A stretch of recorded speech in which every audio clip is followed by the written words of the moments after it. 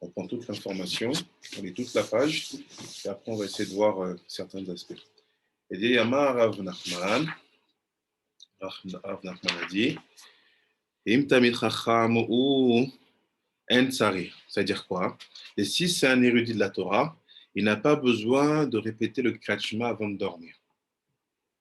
Donc de quoi on parle? On parle du Kriyat Shema Shalamita, on parle du Kriyat Shema d'Arvit que tu fais avant la tombée de la nuit. Ouais, il y a une question là.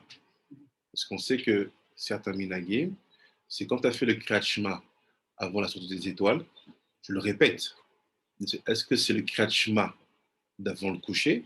Est-ce que c'est la répétition? Ou de quoi il parle ici? On va voir. Une autre opinion concernant l'érudit en Torah.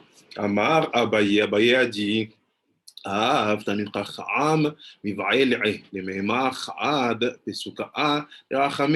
même un érudit en Torah est tenu de réciter un passouk qui traite de la miséricorde d'Akadosh Baruch Hu avant d'aller dormir. Kegon, Beatrav, Kedrouchi, Alita aussi, Adonai, El Emet. Ah, on parle du Krashma Shalamita. Oui. On a besoin s'il a besoin de faire le Krashma. Non, parce que ce que moi j'ai fait, c'est j'essaie de. Shalom Rabbi Carlos. Shalom. J'essaie de te montrer que à ce moment-là, la position de l'Agmara, elle n'est pas évidente. Je ne sais pas de quel Kriyat Shema il parle. Je ne sais pas s'il te parle d'un Kriyat Shema que tu dois répéter comme certains font ici, après avoir prié avant la sortie des étoiles. Si c'est ça, bah, ça pourrait être sous-entendu parce que tu dis, bon, c'est un Tamid Racham. On va répéter, il fait non. C'est tenu que tu dises au moins un bracha de Rachamim. Donc, Beat Kaf Drochi, tu dis juste après la fin de Ve'aya, Ve'edaber, Ve'chamoa, de Kriyat, et c'est ce que tu dis. Donc là, il n'a pas besoin de faire le Kriyat. Le Tamid Racham? Parce que non, il ne dort pas, ça. Non, même pas. Pourquoi tu fais Kriyat? Tu fais Kriyat? Ouais, à Amita. Pour Tamid Shama et tout ça? Non, pour réparer tes Ozira Levatala. Ah ouais? Que pour ça? Que pour ça. C'est pour ça que ça a été construit, le Kriyat Shalamita. Et c'est une misa de le faire? Oui. Alors si une misa de le faire, il va le faire? Bah non, parce que s'il est Tamid Racham, qu'est-ce qu'il a? Il est Metoukan. Non, alors c'est pas une misa, non, c'est quoi? Si, c'est une mitzvah. Une misa, c'est pour tout le monde? Non, c'est pour tout le monde, même tes guégules d'avant. Alors après, là, on peut le faire. Tu peux être un Tamid Racham maintenant, mais avoir atteint des plus grands rachats avant. Alors après, il n'a pas besoin de le faire, alors? Parce que s'il est un Tamid Racham, il n'a pas besoin d'aller réparer son Zera Levatala. Mais s'il doit le réparer des envies de vie, fais-le. C'est ça qu'il te dit, non, même si tu es Tamid Racham, au moins dis Beatraf Dorochi, fais monter ton âme au moins. Okay? Après, il dit, c'est que les Rachamim, par exemple, en ta main, je confie mon souffle. Tu m'as délivré, Hachem, Hachem de vérité, Dieu de vérité. Alors, qu'est-ce que ça veut dire? Regardez bien cette phrase. C'est quoi la main dont on parle ici? On continue. La Gemara propose 4 stratégies pour éviter de commettre des fautes. Après, il dit, en se fondant sur le passouk, c'était plus haut. Tremblez, ne fautez point. Dites en vos cœurs quand vous êtes sur vos lits et restez silencieux. Donc ça, c'est le passouk des Teili sur laquelle on a compris qu'il fallait faire un klashma avant de dormir. Il dit, Amar Rabbi Levi Bachama, Amar Rabbi Shimon ben Lakish.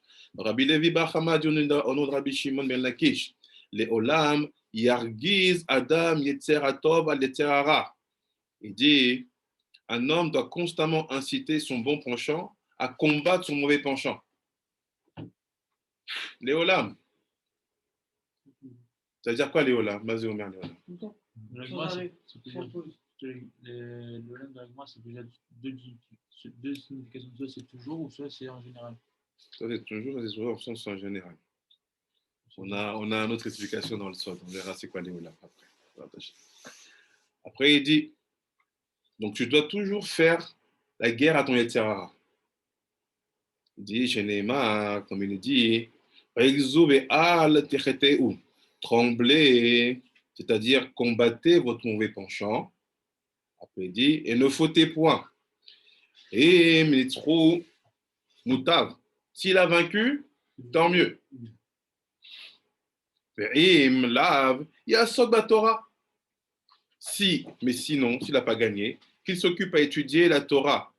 C'est d'ici que certains ont compris que quand tu as des problèmes de pensée, de Zira Levatala, tout ça, il faut aller étudier. Mais en fait, c'est pas ça. C'est pas ça. Bien sûr, vous se mariez, mais si tu n'es pas marié, tu as un problème, tu commences à avoir des mauvaises pensées pendant que tu étudies ta sukkah de Gemara. Tu étudies ta Gemara et tu vois que tu as des pensées malsaines. Qu'est-ce que tu fais? Tu étudies encore plus? Non.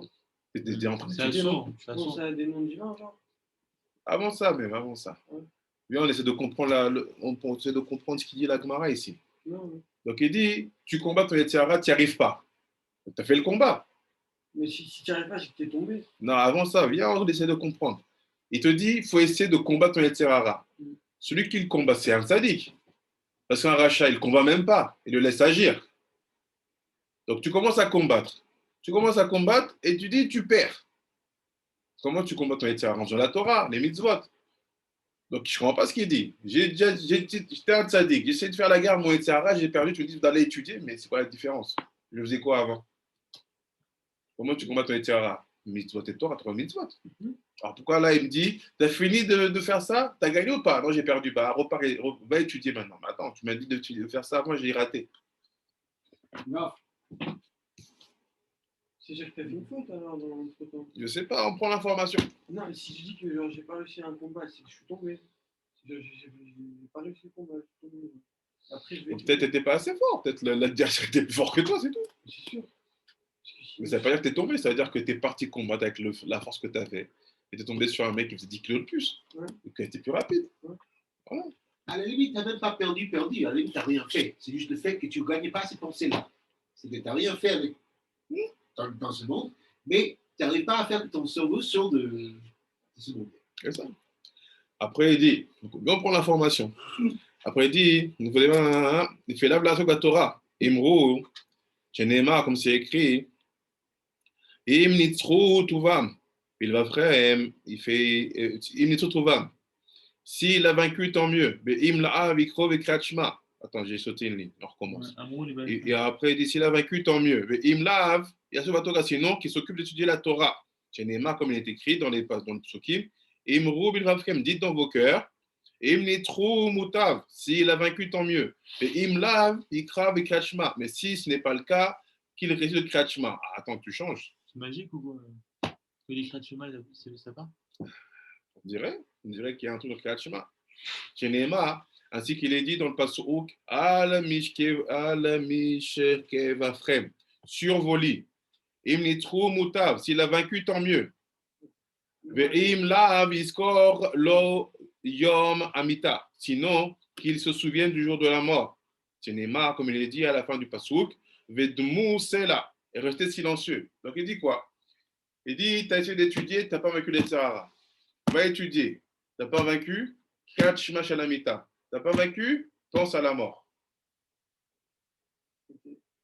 C'est pour ça que les sages ils t'ont dit, Alpisod, qu'avant de faire le Kachma, tu dois avoir des kavanotes où tu fais d'abord tes chouvas et tu penses à tout ce que tu as fait dans la journée.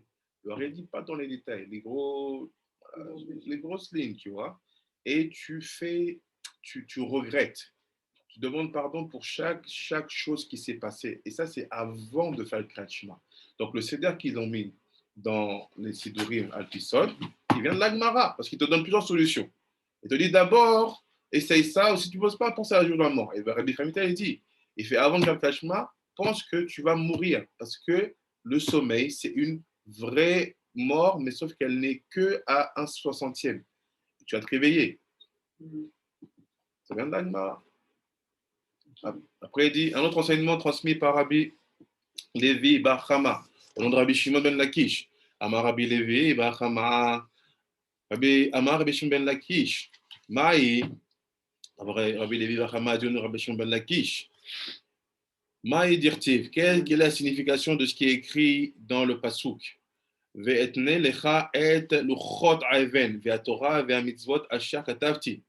Et je te donnerai les orotam, et je te donnerai les tables de pierre, ainsi que la Torah et les commandements que j'ai écrits pour leur enseigner.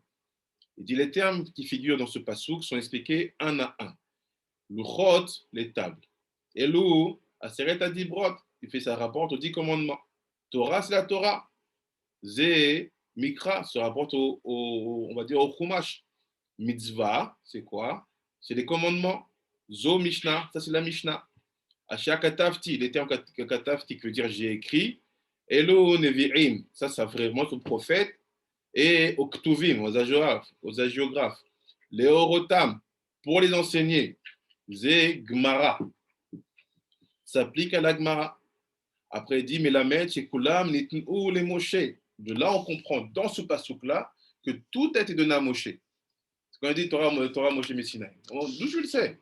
Ça va l'expliquer. C'est le passouk qu'on vient de voir ici, qui est dans la Torah, dans Shemot 24, 12. Il te dit là-bas, le passouk, si tu le décortiques, tu vas trouver tous les enseignements. C'est pas? C'est évident, non? Je reprends. Il dit, tu prends le passouk. Ve eten lecha et aluchot aeven ve atorah ve mitzvot asher katavti leorotam. Je vais te donner ça et ça et ça et ça et ça et ça. Et fait sache que dans ce passouk-là, il y a toute la Torah. Et fait pourquoi? Luchot, c'est les Aseret Adibrot. Tu suis? La Torah, le mot Torah dans ce passouk, c'est Mikra, c'est le Chumash. Le mot mitzvah, c'est les commandements, c'est la Mishnah. Le mot Katavti, c'est en rapport avec les prophètes et les Ktuvim. Et le mot les Orotam, pour leur enseigner, c'est en rapport avec la Gemara. Donc, oui, il y a tout dedans. Dans ce passage-là, on a la preuve que Moshe avait tout reçu. Et la Melamed, Shikulam, les Moshe Messinaï. Et il dit, enseigne donc, la Gemara, ce verset, ce passage enseigne donc qu'ils ont toutes été donnés à Moshe Arsinaï. La Gemara reprend.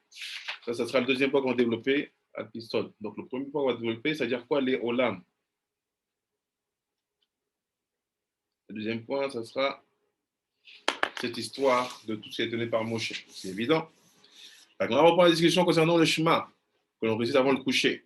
Amar Rabbi Yitzhak a dit, Kol hakorek Kriyat Shema, She'alamita, celui qui récite le Kriyat Shema près de son lit avant de dormir, Keilu Ochez, Cherev Shel Shtei Pifiyot Be'ado. C'est comme s'il tenait dans sa main une épée à 2 tranchants afin d'écarter les forces du mal. C'est dans le passouk. Tu dis ça, ok. Après ils ont fait Kriyat Shema. Yalzu Chassidim Bechvirotam, Bechef Pifiyot Be'adam. Voilà ce que tu dis. Après, il dit, c'est comme si tu avais une épée dans ta main, à double tranchant, pour éloigner les forces du mal. Après, il dit, chez Neymar, car il écrit, Romemu el bironam, Bechef Pifiyot Be'adam. Voilà, j'aurais dû lire avec Mara au lieu de faire le mal. Voilà, c'est écrit. C'est ceux qui donnent le pasouk. Il dit, les louanges élevées d'Akadosh Baruch Hu sont dans leur gorge, parce que tu fais la tefila, et une épée à 2 tranchants dans leurs mains. La Gemara demande, Maï, Mashma, qu'est-ce qui est laissé entendre ici? Que le pasouk se rapporte de chemin que l'on récite au moment du coucher? La Gemara répond, Amar, Mar Zutra, Rav Ashi, Mar Zutra, et certains disent, Rav Ashi a dit, mais Resha'a de Inyana, celui de cela est déduit du début du sujet. Dirtiv, car il est écrit dans le pasouk, Yalzu Chassidim Bechavod, Iranenu al Mishkevotam, que les hommes pieux exultent dans la gloire, qu'ils entonnent joyeusement des chants sur leur lit. Meketiv, Batre, et il est écrit après, Romemod el Bigonam Verchafifiot Biadam, les louanges élevées d'Akadosh Baruch Hu sont dans leur gorge et une épée à 2 tranchants dans leurs mains. Un autre enseignement de Rabbi Yitzhak rapporte Kriyat Shema et que l'on récite au moment du coucher. Amar Rabbi Yitzhak a dit, Kol hakorek Kriyat Shema she'alamita. Rabbi Yitzhak dit maintenant, celui qui dit Kriyat Shema she'alamita avant de dormir, Mazikim, Bidlin, Emenu. Les démons se tiennent loin de lui. Chez Néma, comme il est écrit, Bevne, Rechef, Yekveu. Off, Yekveu, off. Les esprits qu'on appelle Rechef s'élancent en vol, c'est-à-dire ils s'en vont. Cette déduction est à présent expliquée. Ve'en off est la Torah. Et le terme ouf ne désigne ici que la Torah. Chez Neymar, car il est écrit ailleurs que ouf est associé à la Torah. Taif et necha bo enenu. Tu fermes, à taif, ouf, tes yeux à la Torah et elle n'est plus. Ve rechef et les mazikim. Et le mot rechef, ce sont les démons. Ce rapport de démons. Chez Neymar, car il est écrit, car il est dit ailleurs, il désigne les démons. Mazé, ra'av, ve les chum'e rechef, ve keter merire. Les ballonnements de la famine, les batailles des Recef et le Ketev Meriri. L'Agmara rapporte une autre interprétation de ce pasouk. Et les esprits s'élancent en vol. C'est-à-dire quoi? Amar Rabbi Shimon ben Lakish a dit, Kola osek batora, quiconque s'occupe à étudier la Torah, Yisurim bitlein aemeno. Les souffrances s'écartent de lui. Chez Neymar, comme il est écrit, ainsi qu'il est dit, Ovne Rechef yigve'u ouf. Et les esprits Rechef s'élancent en vol. Ve'en ouf et la Torah. Et le mot ouf est cité dans ce passouk ne désigne que la Torah. Ce n'est pas comme il est écrit.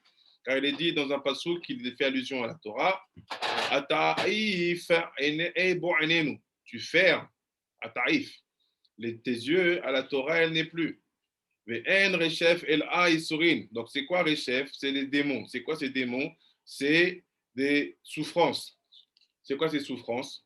Ça te fait, à cause des souffrances, tu fermes les yeux à la Torah. Ça s'appelle Recef. Quelqu'un qui souffre, il dit, c'est quoi? Je souffre tellement que j'ai plus le temps de prier. En fait, lui, Shalom Abéiri, en fait, lui, Shalom. le démon qui agit sur lui s'appelle Rechef. Hein? Ouais. Si tu souffres et que tu as plus envie de faire la Torah, on a vu la Torah, c'est quoi? C'est tout. C'est Chumash, Mitzvot, tout. C'est le démon qui agit sur toi, c'est le Ré, il s'appelle Rechef. Il agit sur toutes les facettes. Ouais. Ou genre ici, genre, c'est pas tout, genre, je peux faire un peu, mais pas tout. Si déjà tu as diminué ta cadence habituelle parce que tu sens que tu es un peu triste ou qu'il y a trop de souffrance, là, il agit. C'est l'un des démons les plus puissants. Parce que tout le temps, c'est ça. Les gens, ils ont l'impression qu'ils n'ont pas le temps de faire parce qu'il y a trop, il n'y a pas le temps. C'est une souffrance. Donc, c'est eux aussi les chefs.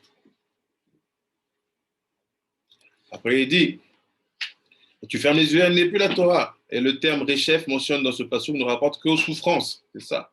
Rechef, c'est les démons qui viennent te faire souffrir. Il y en a qui t'accusent. Et ils viennent juste pour que tu sentes la souffrance. Et comment on l'enlève, lui, en faisant créer chez nous? Tu vois. Il va te dire. Et Brachot, c'est un Zohar. C'est pas un livre d'Alacha. Si tu le lis comme il faut, on a encore les informations. Laissons l'Agmara nous parler. Après, il dit, Ben Rechef, car il écrit dans notre pasouk, généralement, quand il dit dans notre pasouk, les traits de souffrance, Mazé Ra'av ou les Choumé Rechef, les ballonnements de la farine, le bataille de Rechef. C'est-à-dire quoi? Ballonnement de la famine. C'est-à-dire que tu manques de manger. Tu n'as pas de pognon. Tu es fauché. Donc tu commences à faire quoi? Bosser. Et quand tu bosses, tu n'as pas le temps d'étudier. Tu dis, je suis fatigué. J'ai bossé là et là. Il dit ça, sache que c'est une souffrance. Comment tu fais avoir l'argent pour produire? Ça dépend. Est-ce que tu aimerais chef ou tu n'aimes pas les chefs? Tu t'en fais un pote, tu n'en fais pas un pote. L'argent ne tombe pas du ciel, t'es sûr? Tu affirmes des choses bien vite, mon ami. J'ai jamais vu voir des billets. Non, parce que toi, tu imagines que le mot l'argent tombé du ciel, tu imagines des vrais billets tombés du ciel. Mais en fait, la réalité, c'est que l'argent, oui, tombe du ciel. Je le vois pas. Ah bon, ça aussi, l'argent tombe du ciel. C'est pas Yehuda, l'argent tombe du ciel ou pas? Cameroun, vous avez déjà assisté à des puits d'argent ou pas? Avez-vous déjà mis la tombe du ciel? Non? Ah ouais? C'est que ça tombe du ciel. Ah, faut juste savoir où les ramasser, où ça tomber si tu vois pas. C'est comme la manne. Bien sûr, la tombe du ciel. C'est qui le ciel ici? César. Ah, On va donner des explications à tout ça. Et j'aime bien laisser la Gemara nous parler d'abord. Après, on peut nous penser qu'on connaît quelque chose. Il dit, Yosef, la famine, c'est ça, c'est eux, ils viennent là quand c'est la famine. Imaginez, comprenez c'est quoi la famine, dans tous les sens. Et la Gemara enseigne. La Gemara demande pourquoi la certification précédente est nécessaire pour enseigner que la Torah protège une personne des souffrances. Ah, Amar le Rabbi Yochanan. Rabbi Yochanan a dit à Rabbi Shimon ben Lakish, אפילו תינוקות של בית רבן יודעין אותו. Il fait pourtant, même les écoliers savent ceci, grâce à la Torah, שנאמר, comme il est écrit, ויאמר אם שמוע תשמעו לקול השם אלוהיך. Il est dit, si tu écoutes assidûment la voix d'Hachem ton Dieu, וישר בעיניו תעשה, et tu fais ce qui est droit à ses yeux, Ve'azanta les mitzvota'av ve'samarta'a kol chukav. Et que si tu prêtes oreille à ses commandements et tu observes tous ces chukim, kol machalot asher samti b'mitzrayim lo yasim elecha. Alors toutes les maladies que j'ai mises en Égypte, je ne les mettrai pas sur toi. Ki ani Hashem rofecha, car je suis Dieu qui te guérit. Et voilà, c'est écrit, ça tombe du ciel. Là, il parle des maladies. Si, mais c'est quoi la famine? C'est une sorte de maladie. Là, il meurt de ça. Les gens ils meurent de famine aujourd'hui. Généralement, est-ce que la famine tue? Dans certains pays. Ouais. Après, il dit. pour le mal, il n'a pas de bien. S'il a pour le mal, il n'a pas de bien. C'est ça. Rabbi Yochanan répond à l'enseignement relatif à l'étude de la Torah qui ne peut être déduit que du passage suivant. Hello. Kol she'efshar lo leosek batorah. Disons plutôt la chose suivante. Quiconque a la possibilité de s'occuper d'étudier la Torah, ve'eno osek, c'est-à-dire tu as le potentiel, tu as le temps, tu as les moyens, tu as l'intelligence, tu as ce que tu veux. Ve'eno osek, et il ne fait pas. Mais il ne s'en occupe pas. Akadosh Baruch Hu mevi el'av isurim mechoarim ve'orchim oto. Et fait le Saint, béni soit-il, apporte sur lui des souffrances laides qui le rendent répugnant. Ah, c'est dur. Ah, c'est-à-dire, il faut comprendre, c'est-à-dire quoi avoir la possibilité d'étudier. Et malheureusement, ou heureusement, ce n'est pas où vous vous positionnez, avec la modernité, on a tout le temps la possibilité d'étudier. Moi, je faisais cette démarche sur mon téléphone au Pérou, dans la Mac, dans le jour de la maison. Voilà. Tu peux tout. Mais après les souffrances, hein. Tu peux toujours. Encore, imagine à l'époque où il fallait que tu ailles voir le maître, t'asseoir chez lui, qu'il ouvre la seule Gemara de la ville, tu vois. Et là, bon, on peut dire OK. Et encore, il va te dire, mais fais du moussard. Parle un peu, lis la Torah, parle de Shlomo Améler, OK. Il te dit, dès que tu as la possibilité d'étudier, Tzadikim, Rabbi Yehuda, Rabbi Carlos, Rabbi, tu as la possibilité d'étudier, mais tu ne fais pas, sachez qu'il y a des conséquences graves. On te dit, non, tu sais, il y a un cours à 10h après à 14h. Non, je vais aller à 10h, mais à 14h, j'ai des petites affaires à régler. Ah ouais, d'accord. Bonne chance. C'est pour ça que les sages, les plus hauts sages, eux, même si le président il vient, il dit viens, il dit lui, il vient. C'est ce qui se passait avec Arav Abou Lafia. Non, pas Abou Lafia. Arav Abdallah Somer à Bagdad. C'était le beau-père du Ben Ishraï. Lui, les autorités bagdadies l'adoraient. Parce qu'ils savaient que c'était un Ish Tzadi Kadosh. Donc un jour, il faisait même virer des juges quand ils comprenaient qu'ils étaient antisémites ou quoi, qu'ils n'étaient pas justes.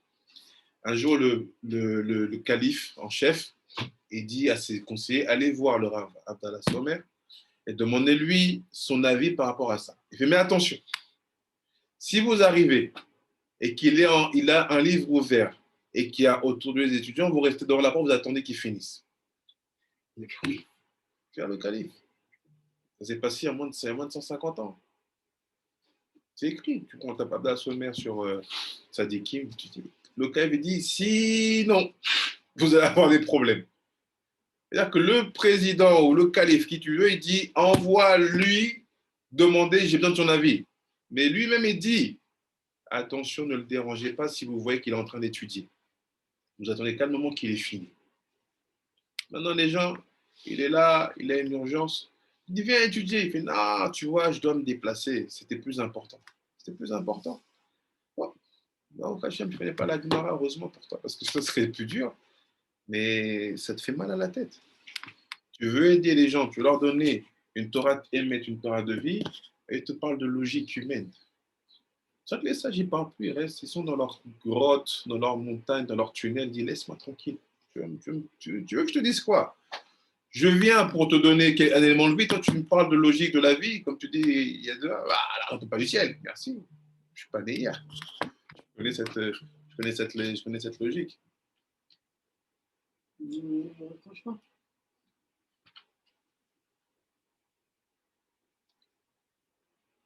Je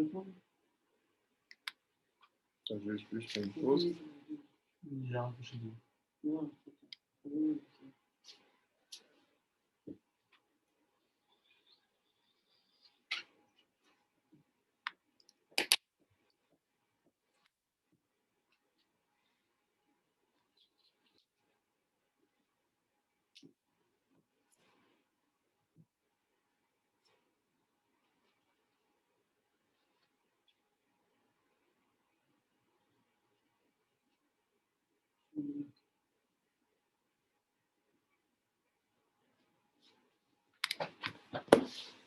Donc il dit,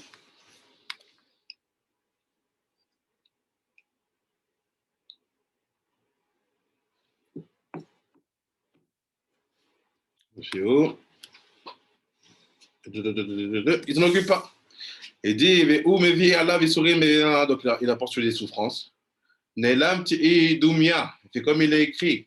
Nelam ti doumia, vercharti metouv verchevi neema. Je me suis devenu muet à force de me taire. Je me suis tu du bien. Et ma douleur est devenue laide. C'est qui dit ça? Nelam ti doumia? Oui, mais il dit ça au nom de qui? C'est dans tes idées. Il dit ça au nom de Naomi. Naomi, la belle-mère de Ruth. Exact. Nelam ti doumia. Après, il dit, le terme Tov dans ce pasouk ne désigne que la Torah, chez Nehemar, car il a été dit ailleurs, qui la carte Tov natati lachem. Ça veut dire quoi? Ça veut dire quoi? Car je vais donner un bon don. N'abandonnez pas ma Torah. D'abord, on va faire une petite. On va s'arrêter ici. On va essayer de comprendre ce qu'on a dit. Ça commence à faire beaucoup d'éléments que je dois vous donner. On arrête là? Ouais, on va expliquer maintenant. On s'arrête à la page d'Afé. On est à peu près vers le milieu de la page. D'abord, on va voir.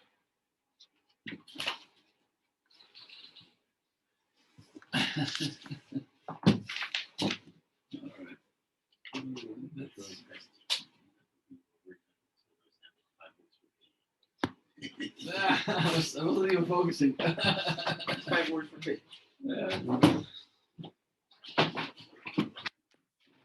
Donc, il dit, Most topics you already know, so that's why I can go through.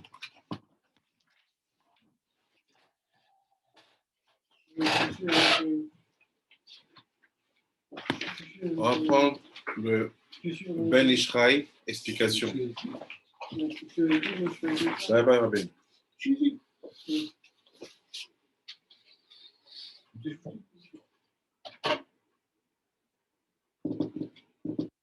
Ben Yehuda?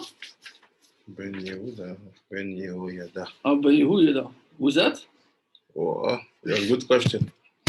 Okay, well. No curiosity killed the cat, right?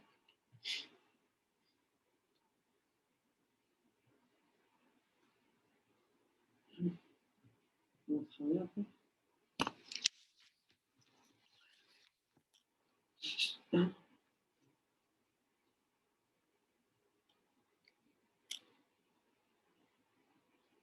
Donc, je vous envoie les éléments pour l'aspect sod de la Gemara. Ok. Qu'est-ce que c'est, Rabbi? Qu'est-ce que c'est? Voilà. Voilà. C'est un livre. C'est un livre, oui. Dafé Hamoud Aleph. Vous avez reçu? Ouais. La première. hein. Oui, c'est bon. C'est bon? C'est bon. Et comment? J'ai dit, on va essayer de comprendre la notion de Leolam, Yergezu, Adam, Yetzer, Atov, Al, Yetzer. Donc, on a vu quoi? C'est tout le temps, l'homme, il doit mettre au combat son Yetzer Atov contre son Yetzer Hara. Ça veut dire quoi? Donc là, on va comprendre le concept, comment la Kabbalah, elle explique cette sugia, cette démarra. Nirali, et cette adishma, il y a un mot Leolam. Il dit, il me semble, avec les deux qu'ils ont dit Leolam. Pourquoi Leolam? Aïnou, Retsonou, Lomar, Afilou, Bedavar, Amutar. Et quand il dit Léolam, ça ne veut pas dire tout le temps. Léolam, ça veut dire que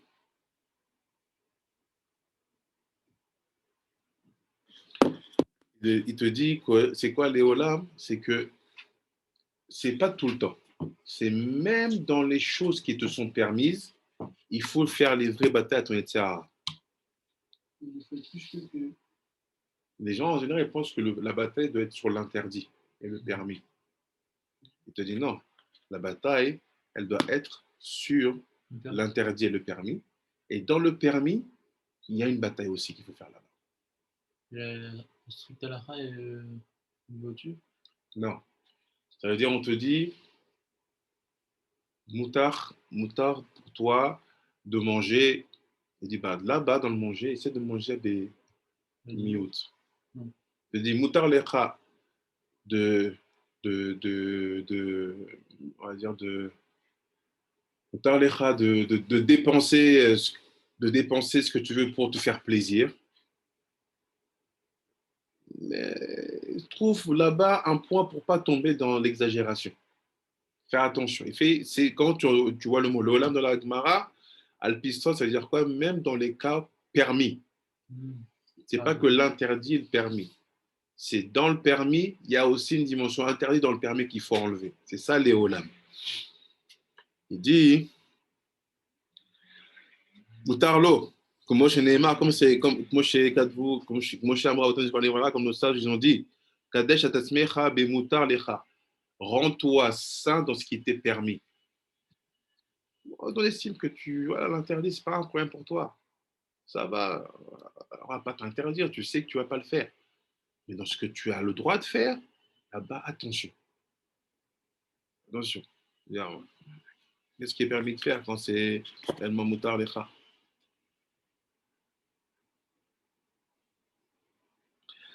Il dit,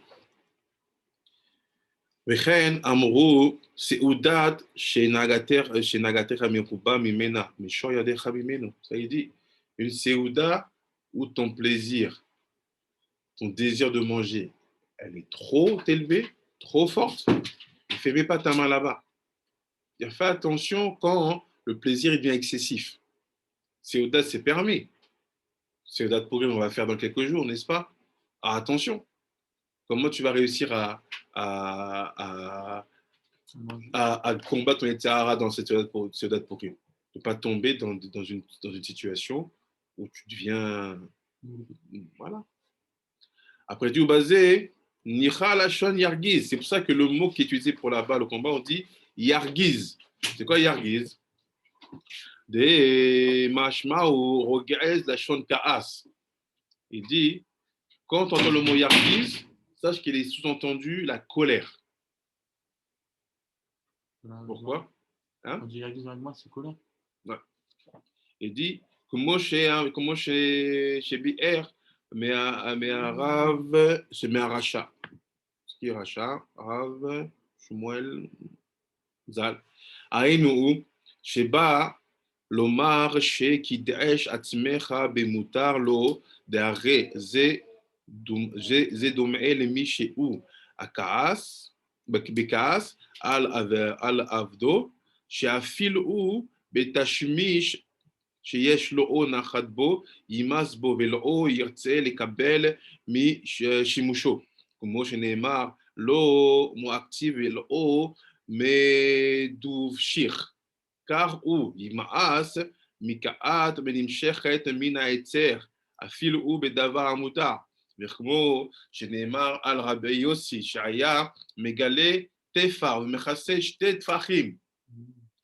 ודומה מי כפו מישי כפו שד וכן כיוצא בזה. Donc là, il dit des choses intéressantes. Il dit, ce qu'il faut comprendre, c'est quoi roguez? Pourquoi tu dois combattre ton Yetzer Hara et que le mot utilisé, il est sous-entendu que par la colère. Il fait, tu dois te mettre comme quelqu'un qui est un patron et qui est en colère contre son salarié.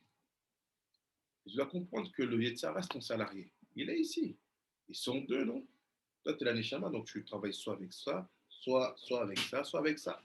Donc il dit, si tu sais que le Yetzer Hara, c'est ton salarié, tu dois être...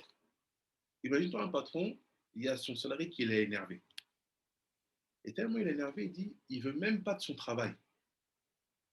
Il fait, c'est l'état d'esprit dans lequel tu dois être quand tu es face à ton Yetzer Hara, dans ce qui est permis. Tu dis, mais je ne veux pas de ton travail. Tu m'as saoulé, laisse-moi tranquille. Quoi, je suis en train de manger, tu me donnes envie d'avoir encore plus d'appétit. Mais non, non, non, non, non. Il fait, comporte-toi comme un patron qui en a marre de ton salarié et qui ne veut même pas de son travail. Et c'est ça l'attitude qu'il faut avoir pour dire Yargiz. Il fait, c'est comme ça que Rabbi Yossi était. Il dévoilait, on va dire, un dixième, il cachait 9 dixièmes. Il dit des choses, mais tu dois comprendre ce qui sous-entend là-bas. Kémi, chez Kafo, chez Ed, voilà, il dit quelque chose. Il dit, celui qui ne réussit pas à mener ce combat-là, il fait, c'est comme si, Kafo, chez Ed, Bechen, Yayotse, basé. Donc, Kafo, comment traduire Kafo?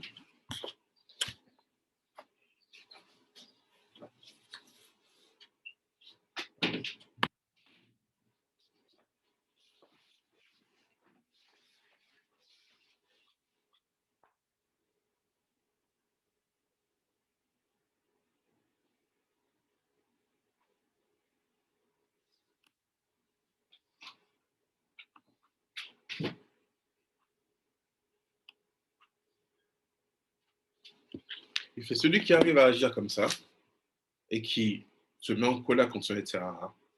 Il fait, c'est comme si tu étais capable de faire plier un démon. C'est-à-dire en disant à ton Yetzer Hara, je ne veux pas de ton travail. Je ne veux pas que tu viennes me déranger même dans ce qui m'est permis. C'est avoir la force de faire plier un chef. Après, il dit, mais au fait, autre explication. Maintenant, on va trouver une autre explication pour le mot Léolam. L'arbot gam alimé azikna. Ça, c'est ce que tu as dit, il aurait fait tout le temps. Tu vois, tout le temps, même quand tu es vieux. Donc, la première Léolam, ça veut dire quoi? C'est même dans ce qui t'est permis. Le deuxième Léolam, c'est même quand tu es vieux. Il dit, Kumo shikato beyerushalmi, Maseret Shabbat, Taman, Taninan, Al ta'amin be'atzmecha ad yom hamutach. מעשה בחסיד אחד שהיה יושב ושונא אל תאמין בעצמך אל תאמין בעצמך עד יום זקנתך כגון אני שהיה חושב בעצמו שלא ישלוט בו היצר הרע, מפני שהיה זקן. יום אחד בא רוח אחד ונעשית לפניו כאישה יפה מאוד, והבראה לפניו, והתחיל לתועבה, ואחר כך התחיל להתרחת בו מחטאו, ואמרו לו, אל תצטער כי רוח היא, ולא נכשלת באישה, אך לך והשפע עצמך לחבריך, ותשנה משנה כמו שהיא עד יום מותך, כי אפילו בימי הזקנה אין אדם בטוח ממכשול היצר הרע, יעונשם דלזע בה להרבות גם כאן לעולם עד ימי הזקנה. Donc il dit, la deuxième léola, qui est liée à la vieillesse, il dit, c'est parce que même quand tu es vieux, il ne faut pas te faire confiance. Il ne faut pas croire que parce que tu as l'expérience, parce que tu es âgé, ou parce que tu as vécu longtemps, que tu vas réussir, entre guillemets, à résister à la tentation et que tu es protégé. Mais méfie-toi quand tu es vieux. Non, le problème, il est où? Il est que quand tu commences à faire ça, bah, il te rapporte l'histoire d'un chassid qui était âgé, qui a réussi à arriver à un niveau où, entre guillemets, il lui restait pas longtemps à vivre, on va dire. Mais un jour, il y a un roi qui a pris la forme d'une femme. Ce roi-là, il est venu le tenter. Et il est tombé. Il a commencé à regretter. On lui a dit, t'inquiète pas, ta tchouva, elle est reçue. Ça commence que c'était un roi. Je ne comprends pas. Quand c'est un roi, la faute, elle ne compte pas. Du moins, c'est un vent de folie. Non, la femme, elle est venue. Et il est tombé, il a marqué. Il est tombé parce qu'il a eu une ta'ava pour elle. Il dit, cette ta'ava-là, en fait, on ne lui a pas compté comme une faute parce que c'était un esprit. C'était un roi qui était cette femme. Un esprit dans la tête. Non. Tu sais, des fois, les mazikim, ils prennent forme humaine. C'est écrit que des fois, les démons, ils peuvent... Mais il y en a vu, il peut venir en habillant quelqu'un. Donc lui, il a vu une femme. Mais cette femme-là, pour lui, elle était réelle. La preuve en est, c'est qu'il a fait tchouva. Il a commencé à regretter ce qu'il a fait. Donc s'il a regretté, c'est que c'était bien concret, quoi. Ils disent non, comme c'est un roi, on ne compte pas. Et ça veut dire, je ne sais pas. Mais on ne sait pas, les syndicats de ce niveau-là, le fait d'avoir regardé une femme pour 2 secondes de plus, c'est déjà objet de chouva. C'est ça. Je suis d'accord avec toi. Après, il dit, il va monter d'intensité. Aïname, nirali, sheba l'arboot, betivat l'olam, al sha'at, aninut. מדעית בקדושין, דסברי רבן אפילו בשעת הנינאות של אדם יצר הרע מתגבר עליו, כהוא מעשה דעי התתאה, דאהבה אבראה והפקיע, בפרשת שם תוספות, אך היה הוא מעשה בזה, יען שם. אלא זה אמר לעולם, רצונו לומר, אפילו בשעת הנינות ירגיז אדם.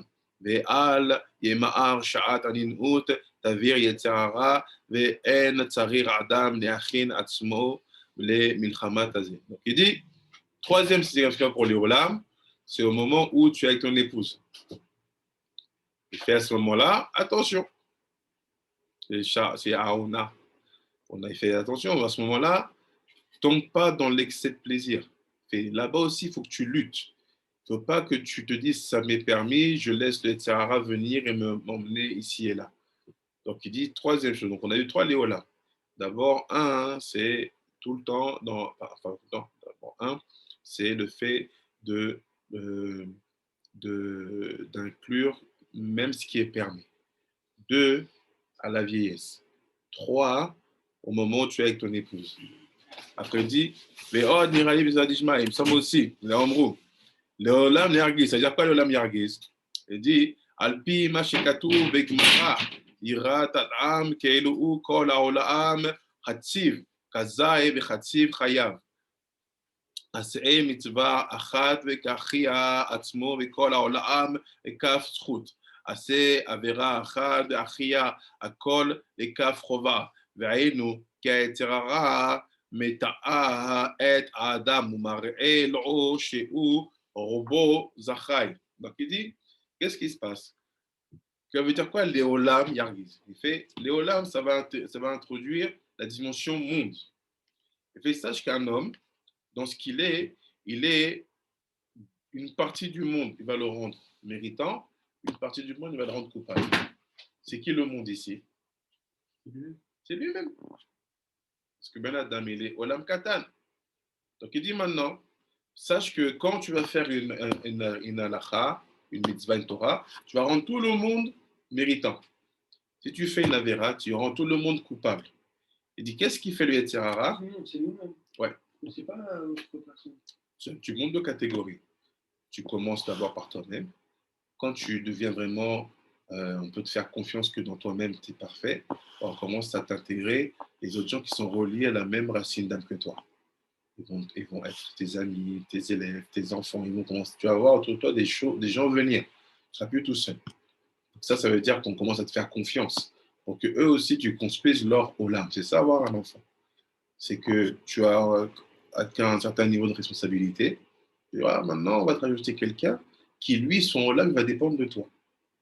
Et après, il dit, là où le Yetzirah il est fort, c'est que qui a été מתעט האדם במרעילו שהוא רובו זכאי ולכן אם יבואו עבירה לידי פתיאו לעשותו באומרו גם אם תעשה הנה רובער זכאי ואין בזה נזק. Le Yetzirah, il a une stratégie. Toujours, il fait croire à l'homme qu'il a du mérite. Toujours. Pour qui tombe. Ou pour qu'il tombe, mais comment? Le jour où tu vas voir la faute qui va venir, tu vas dire, bon, j'ai du mérite. J'ai un peu de bagage derrière. Je peux jouer. C'est comme ça qu'il fait. Il te donne la sensation que tu as du mérite et que tu n'es pas coupable de rien, mais que tu peux passer une fois au-dessus des règles. Ça ne va rien te faire parce que tu as du mérite. C'est ça que ce qu'il fait David tout le temps, David Amélia. Il n'arrête pas de dire j'ai pas de mérite, je suis rien. À part une fois, il dit qui chassidan, il fait je suis chassid. Ce n'est pas pour dire que je suis des mérites, parce que les gens voient comment je me comprends, ils m'appellent chassid. Il dit attention. ואם יבואו לפניו במצווה ישמית אותו ממנה ויאמרו יש לך רוב זכיות. Il fait même il y a une mitzvah qui vient, comment je fais demain? Il fait parce que j'ai des mérites. Je t'inquiète pas, t'as des stocks. Fais pas la mitzvah, tu ne perds pas ton temps. Après, il dit, יבוא לפניו לעשו ואמרו גם אם תעשה והנה רובך זכאי ואין בזה נזעק והם יבואו לפניו מצווה ישמית אותו ממנו ואמרו יש לך רוב זכיות ומה תוסיף במצווה זו? אתה tellement de mérite, quand tu vas acheter cette mitzvah, c'est bon, t'es loin. אבל אם האדם יראה עצמו משותף עם כל העולם ביחד. Mais si l'homme se voit connecté à tout le monde, c'est-à-dire quoi? Tu es connecté déjà à toi-même, à ce que tu es, et tu veux donner des bonnes choses à ta neshama, à ton corps. Et puis en même temps aussi, tu écoutes cette parole des Chachamim qui te disent que si moi, Yehudi, seul dans mon salon, je fais une bêtise, bah, ça va influencer le monde aussi, parce qu'on dit que c'est nous qui faisons que les goïms ils deviennent fous. Donc si tu penses à ça, il dit Lo yachol lachov shaolam rubo zakai. Il ne pensera pas que le monde est méritant pour lui. Il dira non, non, attention, parce qu'à tout moment, je peux faire pencher la balance de l'autre côté. Après, il dit, Ki me'echan yode'a she be'acherim, ve'im ken mochar sheyesh lo listapek, ve'lomar shema'a olam shekul, im asa'a avera nimtsa'a kariya lechova, ve'im asa'a mitzvah kariya lizchut, ובזה יכול להרגיז היצר הרע על יצרתו על יצר הרע. Qu'est-ce qu'il faut que tu penses? Que ce soit par rapport à toi-même ou par rapport aux autres, quand il s'agit de te dire, voilà, on est juif, on est au milieu de tout, mais c'est de te dire, peut-être que c'est mon action, ma parole, ma pensée qui va faire pencher la balance globale du côté négatif. faut que tu t'imagines, que tu penses que tu es peut-être la personne qui va faire tout changer. Tout le monde a fauté. Voilà, c'est comme ça. Mais toi, tu fais tac et boum, tu tombes. C'est comme ça que tu dois voir. Et si tu penses comme ça, tu vas avoir l'envie de combattre le Yetzirara. C'est comme ça qu'il faut que tu t'organises dans ta tête. Quoi? Sur du long terme, c'est relou, genre. T'as pas de répit, genre, t'as pas de kiff, tu peux pas Pour faire ce que tu veux, genre. Pour les sages, ce monde-là, il n'a pas été envoyé pour le kiff. Parce que le kiff, tu ne peux pas l'avoir si tu n'es pas dans le Hémet. C'est quoi le kiff? Dis-moi pour toi, c'est quoi un kiff aujourd'hui? Un vrai kiff, c'est-à-dire que ça, c'est mon kiff. Non, je dis pas, mais Non, tu peux dire. tu peux se mettre avec des copains, genre, voilà. Parler, discuter, détente, petite bière, des blagues. D'accord. Petit jour. Petit jour. Ouais. La vérité maintenant. Ça, quand tu fais ça, tu as construit quoi? Hein? Tu appelles ça un kiff? C'est le fait de rien faire qui kiffe. Le fait de rien faire qui est kiff. Tu te rends compte, en fait, le truc, c'est que tu arrives à un point où tu te dis le kiff, c'est quand je fais rien. Alors, on va monter ensemble. Supposons que tu fais rien. Moi, je peux accepter largement que de rien faire, c'est un kiff. Mais attends. Mais attends. On comprend ce que je veux dire. Ne rien faire de dommageable. Ah oui.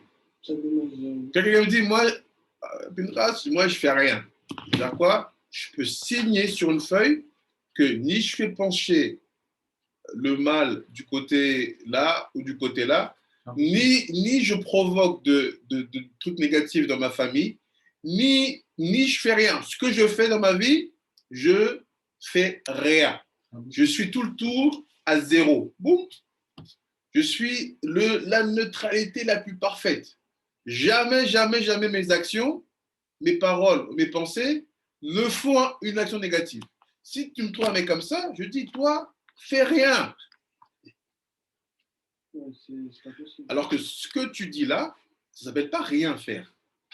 Je ne dis pas mauvais. Je dis juste que tu renforces forcément quelque chose. Donc à partir de ce moment-là, le fait de rien faire, non, tu ne fais pas rien, tu fais. Moi, je suis d'accord avec toi, comme j'ai dit. Ne rien faire, c'est kiffant, parce que tu sais que tu es coupable de rien.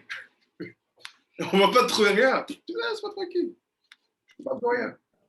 C'est un peu équivalent à la mort, non? Répète, Rabiri. C'est un peu équivalent à la mort, du coup, si tu ne peux ni avancer ni reculer. C'est ça. C'est pour ça que tu trouveras personne qui sera comme ça. Personne ne peut dire, moi, je fais rien. Tu peux faire ce que tu veux, j'ai jamais rien fait. J'ai jamais rien fait, non. C'est la mort. Même les morts, Rabiri, ils font des choses. Ils vont gagner, non, mais Ah ouais, d'accord. des choses, tu vois. Donc, rien faire, c'est impossible. Tu fais forcément quelque chose. Maintenant, si ton kiff, aujourd'hui, il est dans, on va dire, une forme de déresponsabilisation. Toi, tu veux pas te casser la tête. Tu veux de la détente, tu veux ça. Je vais te dire une phrase que beaucoup de gens que j'ai croisés dans ma vie m'ont dit. Ils ont toujours dit le repos. Donc pour eux, c'est ça le repos, c'est ça le kiff. On a dit le repos, ça s'y mérite. Ça veut dire quoi, ça s'y mérite? On a plusieurs niveaux. Pour moi, ça veut dire quoi? C'est-à-dire si je travaille beaucoup, je me vois un kiff. C'est ça, niveau 1. C'est-à-dire que il faut que tu te dises, je veux me faire un kiff, il faut que j'ai la sensation que c'est mérité. Quand c'est mérité, c'est que mon corps, ma neshama en a besoin. Et on le voit dans une semaine normale. Pourquoi on a créé le Shabbat? Hachem lui-même, il le sait. Et parce qu'il y a besoin de repos. C'est mérité. Ils ont 6 jours d'avoda. C'est bon, donne-lui un truc. On n'a rien inventé, c'est Dieu, Hachem lui-même, il a créé ce concept. Maintenant, il te dit, le repos, ça se mérite. Première réponse, c'est ça. Mais deuxième réponse, c'est-à-dire quoi, ça se mérite? C'est-à-dire qu'il y a des choses qu'il faut avoir pour créer le repos en bas. N'est-ce pas? C'est comme, tu comprends ce que je veux dire? Quand je dis, Elior, ça se mérite. Là, tu sais que quoi? Pour avoir ça, il faut que tu payes. Donc, si on te dit, le repos, ça se mérite, c'est-à-dire quoi, la notion de repos? Il faut payer quelque chose. Tu as travaillé, oui, mais ce n'est pas tout. Tu veux qu'on te crée le truc repos? Pour nous, globalement, c'est Shabbat. Tout ce qu'on fait pour avoir Shabbat. Dès le milieu de la semaine, on commence à préparer Shabbat, on y pense, on étudie, On arrive Shabbat, on va acquérir Shabbat, on mange 3 repas plus 4 repas, on fait les tfilotes, on dit Mishnah. C'est du repos, ça? Non, Mais qui t'a dit que le repos, c'est ce que tu penses? en repos, c'est plus tard. Voilà. C'est qu'ils disent dans ce monde-ci, il n'y a pas de repos. C'est horrible. C'est pour ça que beaucoup de tes équipes ne voulaient pas naître. Il y a quand même des pauses, non? Des pauses. En général, quand il y a des pauses, c'est pas possible. C'est Vaïechev. Laisse-moi m'asseoir. 27 ans. J'ai vu la vanne, j'ai pas dormi, j'ai pas fermé l'œil une nuit, parce qu'il fallait que je garde les 12 enfants, les enfants, les femmes et tout. Vaïechev, juste m'asseoir. Juste m'asseoir. Même pas, tu mets un hamac, juste m'asseoir. Je t'assois, d'accord, t'es sûr? Oui. Ok, Youssef, il était vendu. C'est reparti. Après, il dit, et donc, si tu arrives à te donner cette position-là, en disant peut-être c'est mon action qui va faire pencher une balance, laquelle tu ne sais pas, tu ne sais pas. Et garde cette vigilance. Peut-être c'est moi qui va faire ça. Si tu ne sais pas, il va à ce moment-là, prends-toi la force pour lutter contre les tirara, pour ne pas être celui qui va faire pencher la petite balance. Après, il dit, כלומר, כאשר אדם יצטרף עצמו עם העולם, אז בזה יוכל להרגיז יצר הטוב על יצר הרע, שלא יוכל ליצר הרעה לפתותו בדברי ההבל. Donc il dit, la clé aussi de l'éolam, c'est la vraie sens de l'éolam, le monde, depuis toi jusqu'aux autres, un vrai monde. Il fait, si tu commences à penser aux autres, ça peut t'aider à lutter contre les tirara. Je pense qu'en fait, le combat contre les tzara, c'est aussi le fait de considérer que peut-être que si je regarde moi-même, je peux me permettre une petite faute, faire des chaleurs. Mais si je dois intégrer d'autres personnes, tu sais, voilà, tu as un bête midrash, les gens ils viennent, ils font confiance, peut-être tu peux pas. Tu as un petit frère et il te regarde, tu es son modèle. Tu peux pas.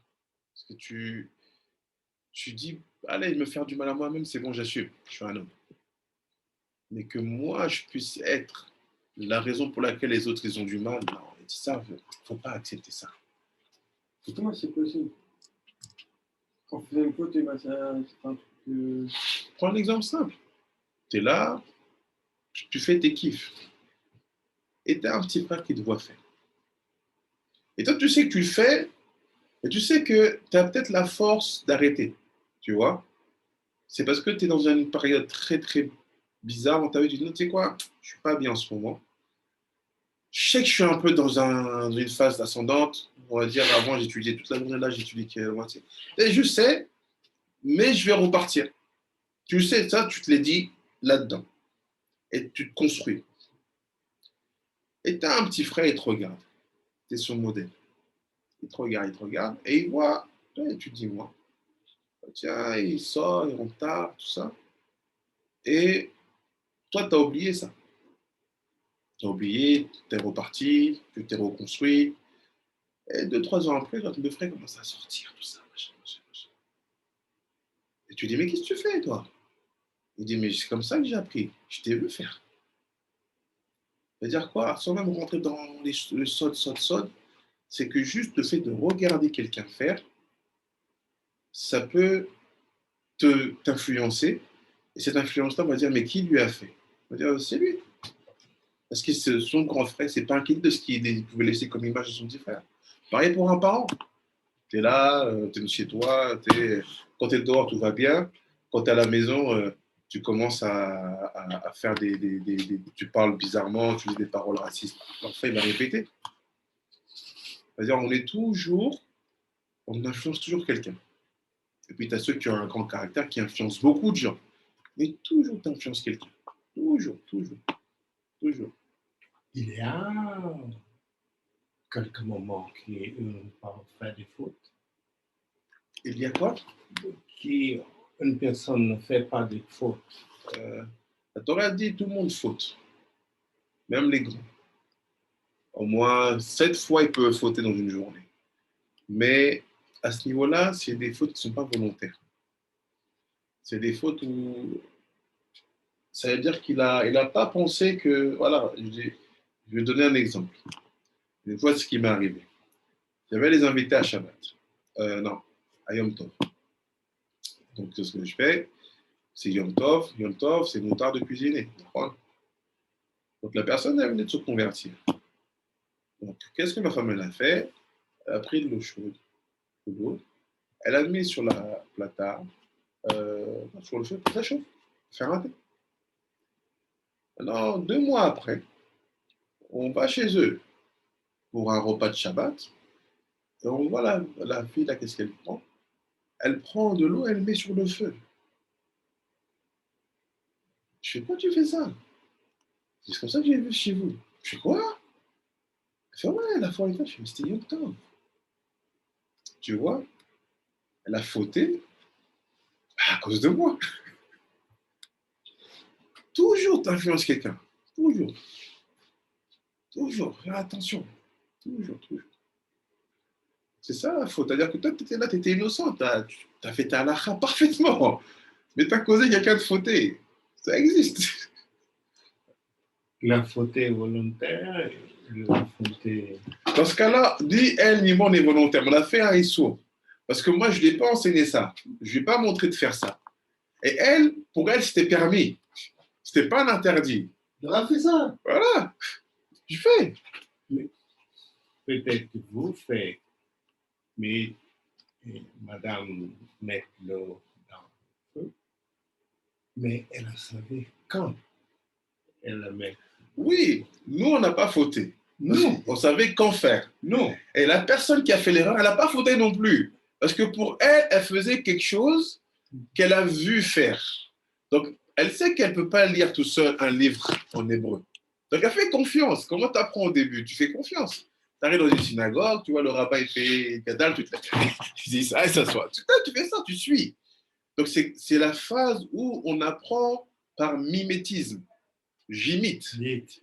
Donc, maintenant, à ce moment-là, elle voit ça. Mais elle n'a pas pensé à me demander. C'est ça son erreur.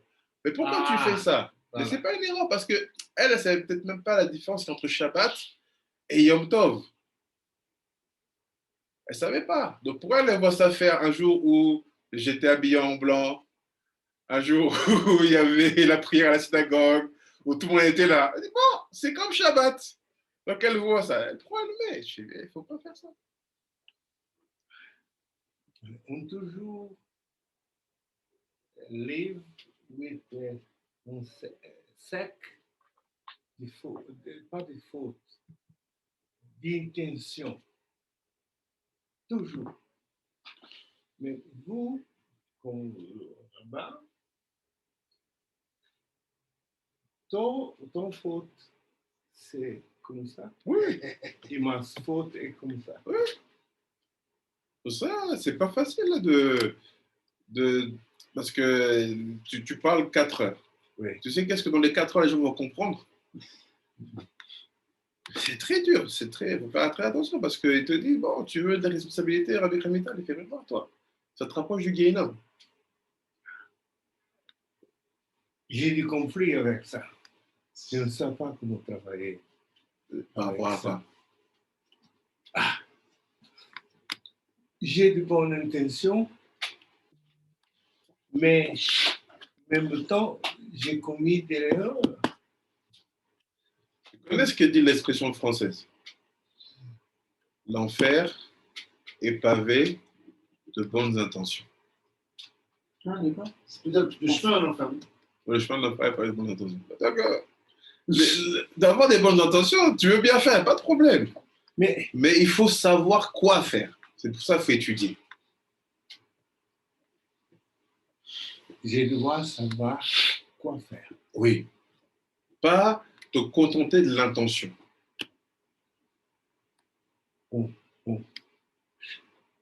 Ah, Si tu veux, Hachem. savoir toujours Quoi faire. comment faire. Toujours. Dis-moi, qui savent que faire, quoi faire? Ils te disent à chaque fois quoi faire. Là-dedans, ils n'en font pas là avec l'intention. Ils te disent qu'il n'y a pas la place pour l'intention. L'homme veut toujours savoir qu'est-ce qui a été demandé. Je devrais faire qu'est-ce qu'il m'a demandé. Non. Voilà. Le juif doit toujours savoir qu'est-ce qu'il a demandé.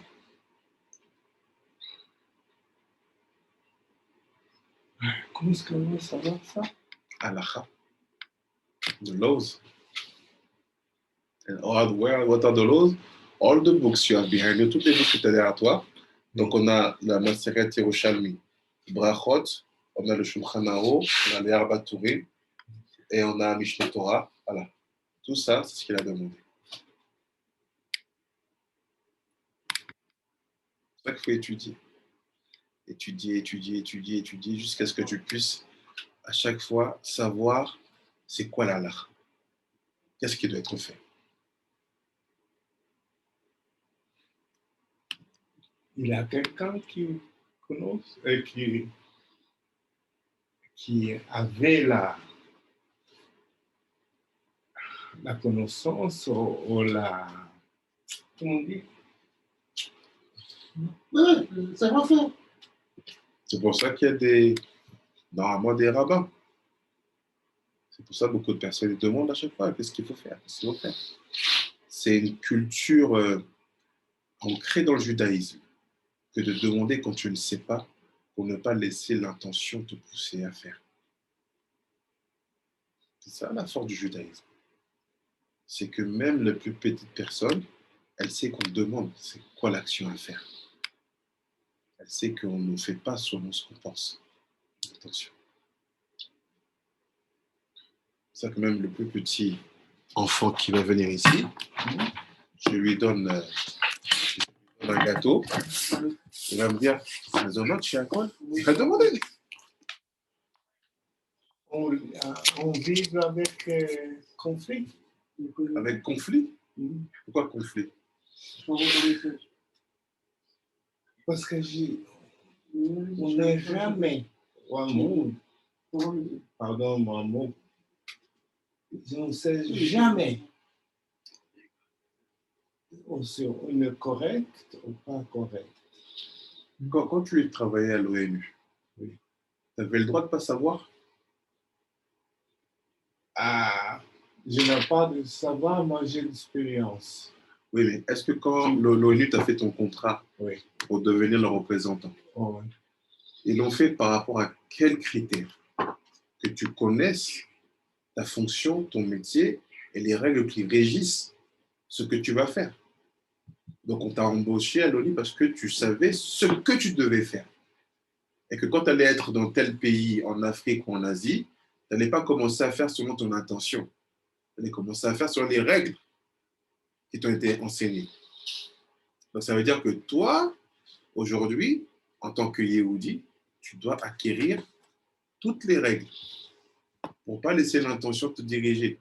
Si demain tu rentrais d'une mission diplomatique, on te dit, OK, avec Benjamin, alors comment ça fait le dossier? Tu as signé le dossier pour leur faire un versement financier pour l'aide mondiale alimentaire. Bon, on est d'accord. C'était quoi tes critères pour valider? Tu as dit non, j'ai bien aimé le monsieur. Il était gentil. Non. Voilà. Jamais. Ça, c'est l'intention. Tu dois donner des éléments qui prouvent que tu as respecté les critères de sélection. Et c'est quoi les critères de sélection? Pour nous, ça s'appelle de laws, halakha. Je peux te donner un exemple. Oui, oui, oui, oui. Donc, on m'a parlé d'une fille pour un chinois. Non, on est intéressant. Après, on m'a parlé d'autre fille qui remplissait vraiment le perfil que j'ai cherché. Et j'ai réfléchi et j'ai pas laissé la première. Bon, on va voir avec la première, ça ne marche pas. J'aurai la deuxième. Mais même là, il n'y a pas. Si je cherche dans le Choukanour, on ne parle pas des Chidours, il y a l'autre Chidour. Mais tu sais, il y a quand même des règles. Tu commences avec quelqu'un, tu termines avec cette personne, et si ça marche pas, tu travailles avec elle. Il y a un système. C'est tout bête. C'est une histoire de fille. Mais il y a toujours un choix correct, un choix incorrect. Je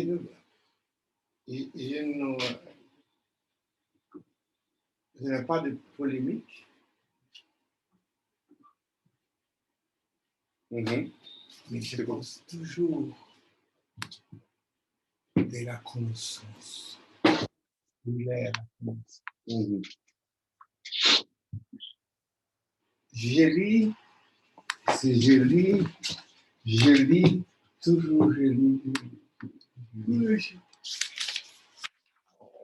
Je viens, je demande de moi toujours quelque chose qui est parfait, qui est parfait. Mhm. Et je ne vois pas seulement pas. Il y a des choses, des personnes, des objets parfaits.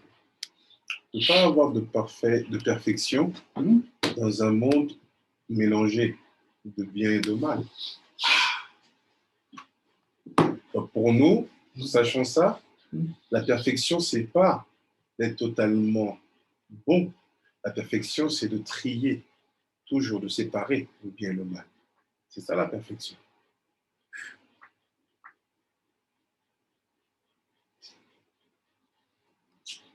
Parce que on va dire la plupart des personnes pensent que les goïms, ils pensent que la perfection, c'est de trouver quelqu'un qui ne va pas avoir une seule faute. Mais la Torah te dit non, il va fauter. Même Moshe, on a trouvé des fautes. Donc ça veut dire que la définition de la perfection, ce n'est pas ce que nous trouvons dans les dictionnaires. Pour nous, un homme parfait, un juif parfait, c'est un juif qui est capable de savoir à chaque fois quelle est l'action à faire pour séparer le bien du mal.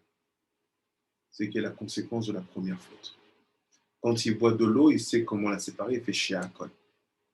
Quand il est avec son épouse, c'est comment la séparer, il ne laisse pas les plaisirs charnels le dépasser. Quand il est dans le business, il sait comment faire, il est honnête. Il ne rajoute pas, il n'utilise pas, comme on dit, des faux poids pour pouvoir avoir plus d'argent. Donc en fait, c'est ça la perfection. C'est de constamment savoir quelle est l'action à faire pour séparer le bien du mal.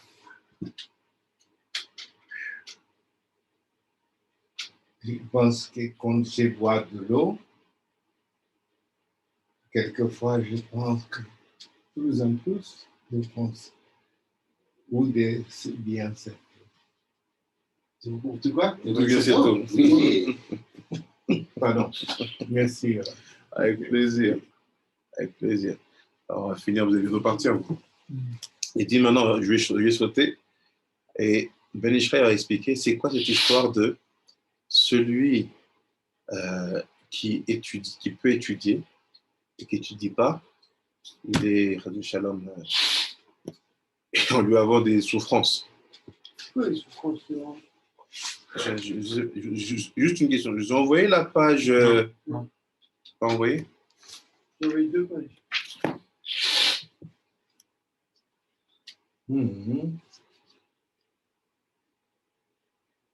La deuxième photo, je ne l'ai pas lue. Je vais sauter un petit peu.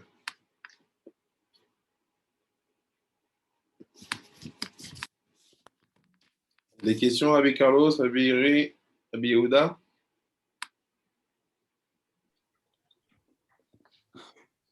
Pas pour le moment, Rabbi. Non, Rabbi, je vais réécouter le cours. C'est trop profond. Pareil. Oui, j'ai des questions. Oui, j'ai des questions. Comment est-ce que, genre, il y a plein de genre, c'est une accumulation, genre, on a des souffrances, une accumulation de mal qu'on a fait, genre, on a des souffrances. Non, la notion de souffrance, elle vient pas que dans la question de mal. Des fois, elle vient alors que tu n'as rien fait. Ça dépend. Mais là, dans le cadre ici, il va expliquer c'est quoi ce que ça veut dire. La souffrance liée à l'absence d'étudier la Torah quand tu as la possibilité d'étudier. Parce que la souffrance, c'est comme un grand chapitre et tu as plein de trucs dedans. Les gens qui souffrent pour leur génération. Les gens qui souffrent parce qu'ils ont fait une mauvaise action. Les gens qui souffrent parce qu'il y avait des guigulim avant. Les gens qui souffrent parce qu'ils ont fait des fautes. Il y a plein de raisons. Mais là, il veut parler d'une souffrance qui est liée à je pouvais étudier, mais je n'ai pas étudié. Il va t'expliquer. Il dit Yesh le akshot. Imba le taretz bazeh bedivre resh lakish. Donc c'est Resh Lakish qui a dit ça.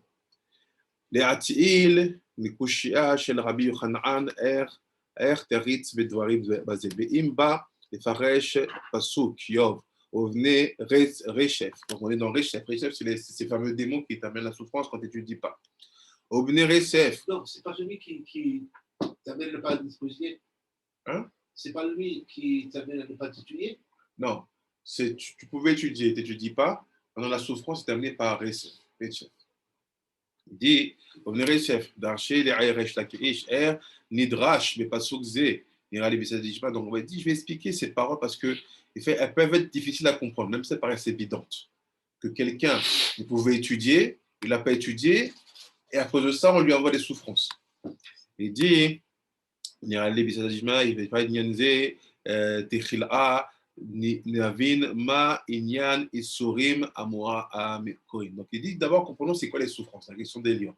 C'est quoi ces souffrances-là dont il est question? Il dit, je suis dans la colonne de droite, vous avez trouvé? Non. C'est où?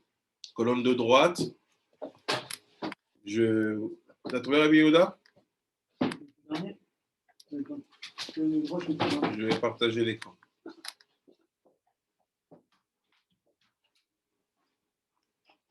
Je partage l'écran.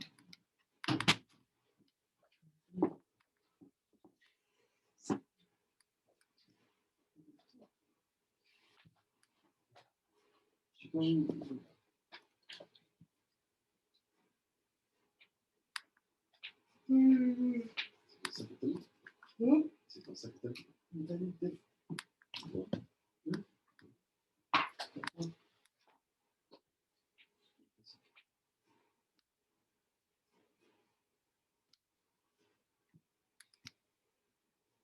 Je suis ici.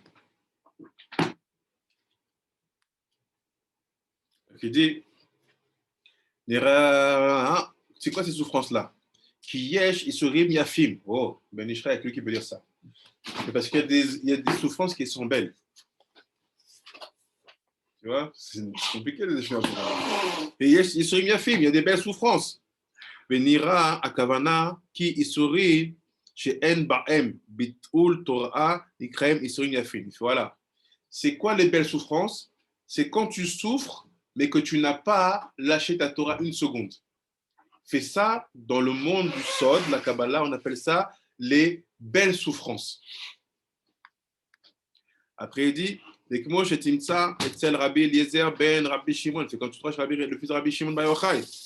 Alav, Ashalom, Begmara, Metziat, Demtziat, Daf Pedalet. בהחטאה אומר להם בואו אחי וצפך אמר לעז ילאו משום ביטול תורה וכאן היית על כמה ייסורים שיש בהם ביטול תורה אין ייסורים של אהבה והדרה אמר ייסורים שיש בהם ביטול תפילה אינם ייסורים של אהבה.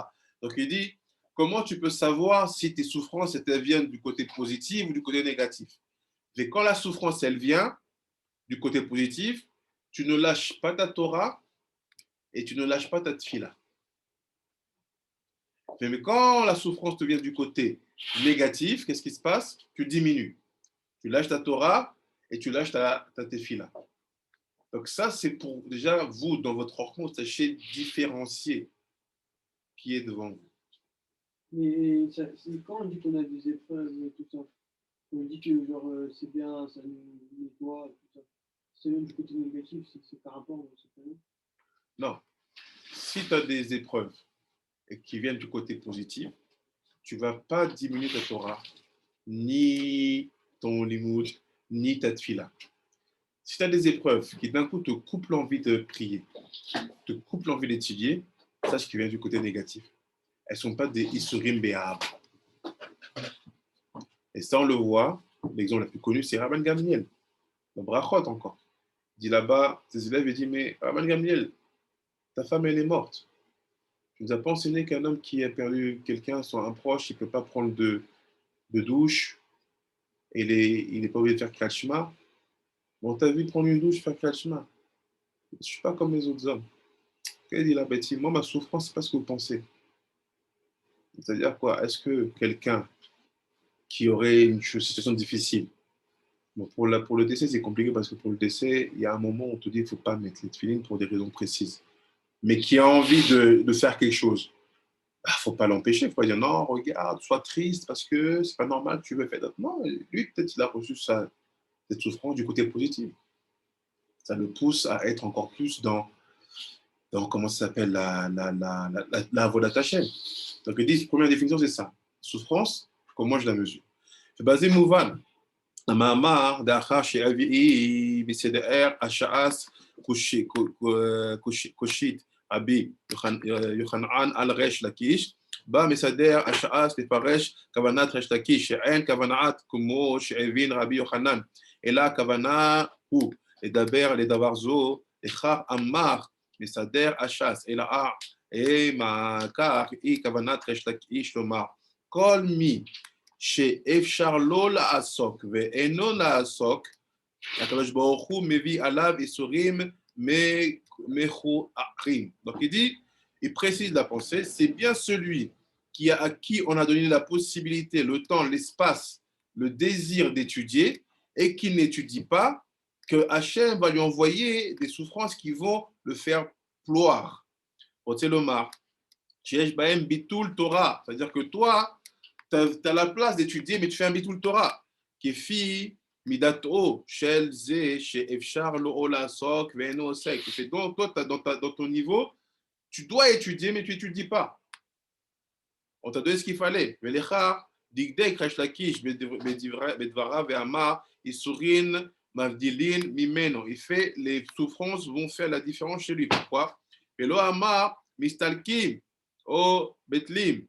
יען שאין מסתלקין בו או בטלין, אלא רק בדלין לפי שעה, כדהבאה אצל רבי אליעזר בן רבי שמעון בר יוחאי, שהיו מבדיל ביום ובחוזרין ובאים בלילה, והכי דייק, הכתוב שמבעי רצונו לומר ובני רשף יגביעו עוף, שלא אמר יסלוק עוף, אלא יגביעו לפי שעה, Bizman chez Osek Batora, chez Lo Iga. Donc il dit quoi? Il dit c'est quoi ce sujet? C'est le sujet de Bitul Torah. Il fait quand tu regardes bien, le but, on ne te dit pas que ce réchef là qui va venir, ce démon là, il va entre guillemets, tu vas le détruire ou tu vas le brûler. On te dit qu'il va s'envoler. C'est-à-dire que tu as la possibilité de réparer sa vie. Quand ça arrive, tu fais tout de suite que tu commences à dire ah, c'est ça, viens, je te dis, qu'est-ce qui se passe? Le chef s'envole. C'est-à-dire que Hachem, il envoie juste parce que toi, au niveau où tu es, tu ne peux pas ne pas te permettre de ne pas étudier. Il y a d'autres personnes, dit chacun sur son niveau. Il y a d'autres personnes, on va dire ah, mais arrête, ils ne peuvent pas. Ils ont un problème de concentration. Ils ne peuvent pas rester assis plus de 20 minutes. Il y en a, ils ne peuvent pas. Mais toi, tu sens que tu as la force. Tu arrives à comprendre. Et même on t'a mis une petite envie à l'intérieur, c'est envie.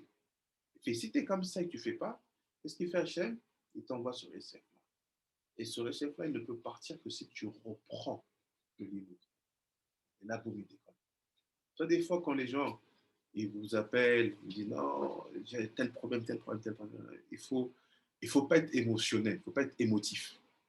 Il faut toujours vous demander d'où ça vient. Et en général, et je peux le dire ici, des gens qui me connaissent, on parle, je dis aux gens, faites-moi des messages, ne m'appelez pas.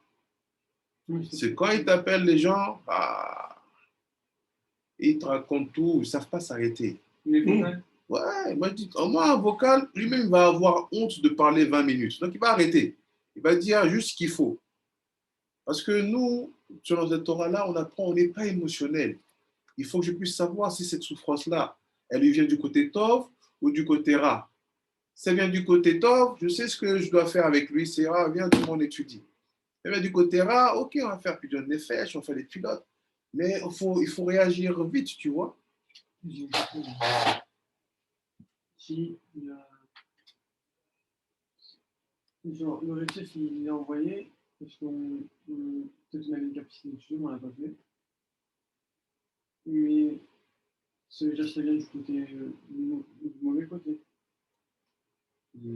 Ça vient du mauvais côté. Ça vient. Akadosh Baruch Hu, il ne s'appelle pas moi, parce que c'est Akadosh Baruch Hu qui te l'envoie. Oui, mais c'est. Je sais, j'ai compris ta question. Mais non, d'abord, je la corrige ta question.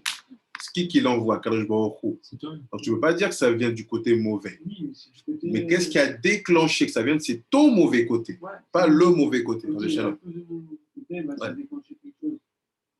Mais après, donc, genre, c'est des souffrances mauvaises, c'est des mauvaises souffrances. Non. Non. C'est que ces souffrances-là, elles ne s'appellent pas Béhava, parce que, en fait, tu n'arrives pas à trouver la force d'étudier et de prier pendant qu'elles sont là. Quand c'est comme ça, elles s'appellent souffrances du mauvais côté. C'est-à-dire quand tu as des souffrances, tu arrives à étudier et prier. C'est qu'elles viennent du bon côté. Elles viennent du bon côté. Donc après, il faut juste faire partir le récep. C'est que augmente le limoud. Quand on dit que c'est du bon côté, c'est quelque chose de bien que tu as fait, que tu as mérité. C'est des œuvres d'Abraham. Chez nous, Parce qu'on sait que quand Abraham il a fait la plus haute tikkun, c'est quoi le cadeau que Dieu lui a fait? Ton peuple sera esclave en Égypte. Quoi? Je viens de faire le bouquet de Bédarim. J'ai coupé les morceaux des corbanes. Tout est tombé, tout est parfait. Tu me dis que oui. Ah, il y a Dieu, c'est fameux. C'est que les souffrances, en fait, quand elles viennent d'Akadosh Baruch Hu et qu'elles sont Béhava, c'est la seule chose qui te permet de passer des caps, de monter. C'est pour ça que le fils de Rabbi Shimon, il a appelé les souffrances mes frères. Les frères. Mes frères. C'est pour ça qu'il dit, il a Bohu Achai, venez mes frères. Et il était sur son lit de malade, il avait des pustules partout sur le corps. Sa femme, elle se cassait la tête à changer les draps, tout ça, tout ça, tout ça. Et un jour, elle rentre plus tôt que prévu. Elle entend son mari dire, venez encore plus. Il dit quoi? Moi, je te soigne, toi, tu rappelles encore plus. Et oui, parce que c'est des souffrances béaba, c'est autre chose. C'est pour ça que je dis aux gens, attention les Africains, ne soyez pas des rebelles. Il y a des souffrances qui sont des cadeaux. Prenez et taisez-vous. J'ai ici plusieurs semaines, vous m'avez demandé un franc des Brésiliens. C'est vraiment maintenant, parce qu'il vient beaucoup de choses que je suis. Je dis, écoute, maintenant j'ai besoin de m'arrêter un peu. J'ai fait ça avec douleur, en même temps avec conscience. Mais reste là. Ah, tu sais, il y a des fois, des choix que tu dois faire. C'est pas que c'est pour éviter la souffrance. C'est tu sais que je vais faire ce choix-là pour pas que ça provoque une souffrance plus grande. Oui. Tu vois que la personne elle devient trop collante, trop difficile. Oui. Et tu sais que tu vas peut-être craquer et que ça va couper.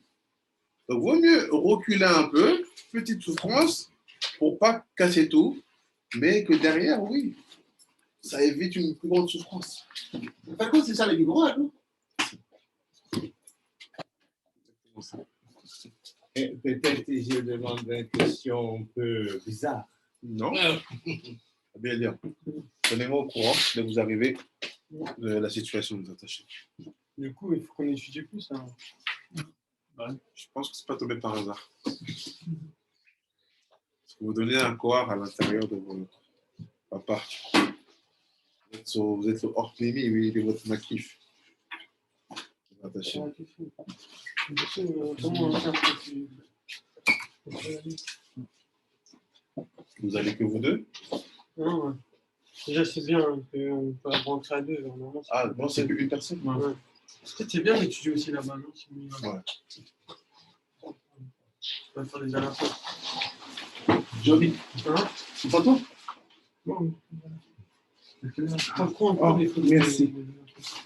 Je peux prendre un téléphone là-bas. Hein? Je vais avoir un téléphone. Voilà, votre téléphone. On a un. J'ai pas eu le temps de moi. On allait étudier là-bas. Prenez-moi au courant dès que vous l'avez fini. Non, un message. Tu les sens tous, Ah ouais, je continue. De toute façon, je vous envoie le cours après. On a presque fini. Demain, on... Donc, il dit quoi? Il dit, toute la chose qui concerne ici, c'est de comprendre en fait d'où vient la souffrance. Donc, il faut faire attention aux, comme on dit en français, aux gens qui sont volubiles. C'est quoi volubile? C'est ils parlent beaucoup pour expliquer ce qui leur est arrivé. En fait, quand toi, tu essaies d'avoir un rôle où tu n'es pas émotionnel, plus la personne, elle parle, plus en fait, elle t'influence. C'est pour ça qu'on te dit, quelqu'un qui essaie de garder une forme d'indépendance dans sa pensée par rapport à une situation, il ne faut pas donner trop de détails. On te dit, qu'est-ce qui s'est passé? Ok, c'est... Commence pas à rentrer, oui, ça, si, ça. C'est pas bon, c'est pas une bonne manière. Parce que de un, tu es en train d'influencer celui que tu es venu solliciter pour te donner un conseil. Après, si maintenant, lui te dit, voilà, précise-moi ça, cet aspect, qu'est-ce qui s'est passé ici, là? Oui, là, tu dis. Et des fois, sans que c'est les personnes, il y en a qui te parlent pendant 10 minutes, mais tout ce qu'il t'a dit, on peut le dire en 1 minute. Tu dis, non, ce que tu voulais me dire, c'était ça, mais pourquoi tu fais tout ce nom-là? C'est vrai que ça, je te dis, attention, plus tu parles, non, il ne parle pas beaucoup. Va, comment on dit, droit, right to the point, va droit, c'est quoi le besoin? Depuis un effet, je choisis la maladie. Ok, c'est qui? Voilà, je donne. Mais commence pas à me dire, non, tu vois, ça a commencé comme ça, c'était il y a 1 mois. Je sais, mais là, tu es en train de m'influencer. Et ce n'est pas bon pour toi parce que tu veux que je sois quelqu'un qui ne soit pas influencé, qui soit d'une manière indépendante. Parce que plus tu vas commencer à me parler, tu vas avoir le cœur qui va commencer à s'attendrir et je vais dire, ah, c'est sûr que c'est des souffrances qui viennent de ce côté. Ah, et là, je me suis trompé de la solution, comment il faut appliquer. Pour les Nations Unies, on dit 5 minutes. Ouais. 5. C'est ça. Parce qu'il ne faut pas te tromper. La question, c'est d'où viennent les souffrances? Du côté positif ou du côté négatif?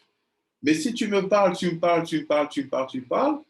vais commencer à dire que c'est forcément positif. Ne me parle pas. Donne-moi juste ça et laisse-moi analyser de point de vue extérieur. Voilà. Après, il dit, donc, c'est quoi ces souffrances qu'il lui apporte? Après, on a presque fini les 10 minutes. Il fait Kvar Digdek La'il, qui yesh isurim naim ve'afim. Je t'ai déjà expliqué là-haut. Il y a des fautes qui sont bien, des souffrances qui sont bien et belles. Ve parashnu kaniska la'il, qui od nirali bisadishmaya, des surin meocharim ka'i al aniut barminan. Il fait pour savoir que tout ce qui est lié à ces souffrances-là,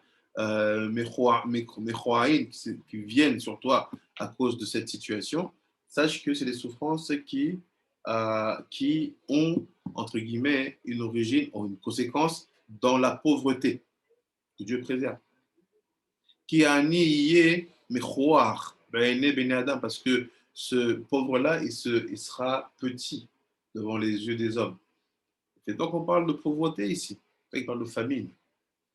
Après, il dit, En bechormato, déjà dans sa chorma, comme il est écrit, bechormat amesachen bezia, mehen et malboucha, fait même dans ses habits. Tu regardes quelqu'un qui est dans la famine et te fait pitié. Ses habits, chez im yilbash beged.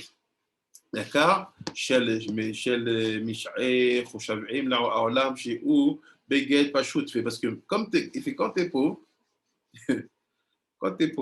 mais même si tu mets un habit cher, d'une matière, on va dire tu prends du soie d'Inde ou de Chine, et comme on sait que tu es pauvre, on va croire que c'est du faux. On va dire non, c'est pas vrai. C'est pas un vrai habit. Parce qu'il est pauvre. Il ne peut pas avoir un habit cher. C'est de la fausse soie. C'est un truc en plastique acheté au chouk de Machane Yehuda. Dans ses habits. Il faut comprendre, c'est profond ce qu'il dit ici. Quand il parle de la partie financière, la pauvreté, quand il parle de la partie des Vushim, aller au-delà de ça. Parce que le Hani, c'est dimension Rachel ici, Matanet la Vionim. Et les Levushim, c'est les Levushim de la Neshama. Mais on va voir, il va le dire, c'est Ben Israël. Après, il dit, Pachout, mais im yalbash tabaat, mais Evren, Tova, Yaka, il fait même s'il porte une bague avec un vrai diamant, genre très cher, Rojvim, chez Shel Schourit, on va penser que c'est du verre en fait. C'est du, comment ça s'appelle ça? C'est quoi la zirconium, c'est du zircon. Du zirconium. Ouais, c'est un pierre qui brille, qui ressemble un peu au diamant, mais c'est pas du diamant. On utilise ça pour la petite bijouterie. Ah. Ouais.